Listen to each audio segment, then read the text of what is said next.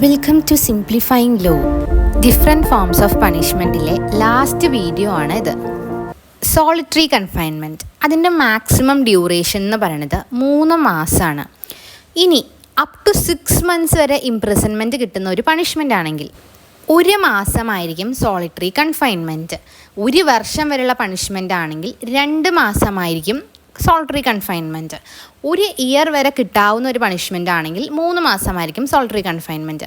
ഈ കണ്ടിന്യൂസ് ആയിട്ടുള്ള അതിൻ്റെ പീരീഡ് എന്ന് പറയുന്നത് 14 days ആയിരിക്കും. ഈ 14 daysന് ശേഷം എപ്പോഴും ഒരു ഇൻ്റർവെൽ കൊടുക്കും അവർക്ക്. അതുപോലെ തന്നെ 3 മാസം വരെ ഇംപ്രിസൺമെൻറ്റ് കിട്ടുന്ന ഒരു പണിഷ്മെൻ്റ് ആണെങ്കിൽ 7 ദിവസമായിരിക്കും. അപ്പോൾ 7 ദിവസത്തിന് ശേഷം നമ്മൾ എന്ത് ചെയ്യും? അവർക്ക് ഇൻ്റർവെൽ കൊടുക്കും. മിനിമം 7 ദിവസമായിരിക്കും നമ്മളത് കൺസിഡർ ചെയ്യുന്നുണ്ടാവുക.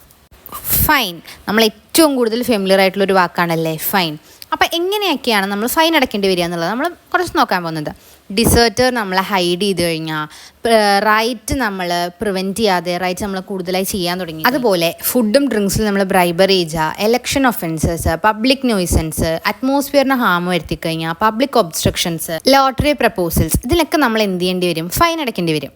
അടുത്തതാണ് forfeiture of property.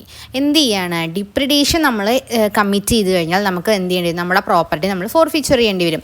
Waging war against Asiatic power in alliance with government of India. അതുപോലെ തന്നെ receiving property taken by war വഴിയോ അങ്ങനെ ഏതെങ്കിലും വഴി നമ്മൾ റിസീവ് ചെയ്തിട്ടുണ്ടെങ്കിൽ, improper purchase by a public servant of property which is virtue of, അതായത് ഇപ്പം നമുക്കറിയാമല്ലേ പബ്ലിക് ഒഫീഷ്യൽസിന് നമുക്ക് എക്സ്ട്രാ പ്രോപ്പർട്ടീസോ കാര്യങ്ങളൊക്കെ ഉണ്ടാവണതിന് ലിമിറ്റേഷൻസ് ഉണ്ട്. സോ ഇഫ് അതൊരു ഇംപ്രോപ്പർലി ആണ് നടക്കുന്നത് എന്നുണ്ടെങ്കിൽ അവിടെ എന്ത് വരും? ഫോർഫീച്ചർ ഓഫ് പ്രോപ്പർട്ടി വരും. അടുത്തതാണ് കമ്മ്യൂണിറ്റി സർവീസ്. കമ്മ്യൂണിറ്റി സർവീസ് ഒരു പണിഷ്മെൻ്റ് ആണ് എന്ന് പറയുന്നത് BNSൽ സെക്ഷൻ 2 clause Fലാണ്. അത് ഡിഫൈൻ ചെയ്തിരിക്കുന്നത് സെക്ഷൻ 23ലാണ് BNSൽ. നമ്മുടെ എൻവയോൺമെൻറ്റിൻ്റെ ബെനിഫിറ്റിന് വേണ്ടിയിട്ട്, സാനിറ്റൈസേഷനൊക്കെ വേണ്ടിയിട്ട് നമ്മൾ എന്ത് ചെയ്യുക? കുറേ ടാസ്കുകൾ കൊണ്ടുവരിക. അതുപോലെ തന്നെ നമ്മൾ റിപ്പറേഷന് എയിം ചെയ്യുന്ന സമയത്ത്, അതുപോലെ ഇതാരായിരിക്കും പ്രിസ്ക്രൈബ് ചെയ്യുക? എപ്പോഴും കോടതിയായിരിക്കും ഇത് പ്രിസ്ക്രൈബ് ചെയ്യുന്നത്. On what ground? എപ്പോഴും അതെന്തായിരിക്കും? നേച്ചർ ഓഫ് ഒഫൻസും ഒഫൻഡേഴ്സിൻ്റെ കപ്പാസിറ്റി ആയിരിക്കും.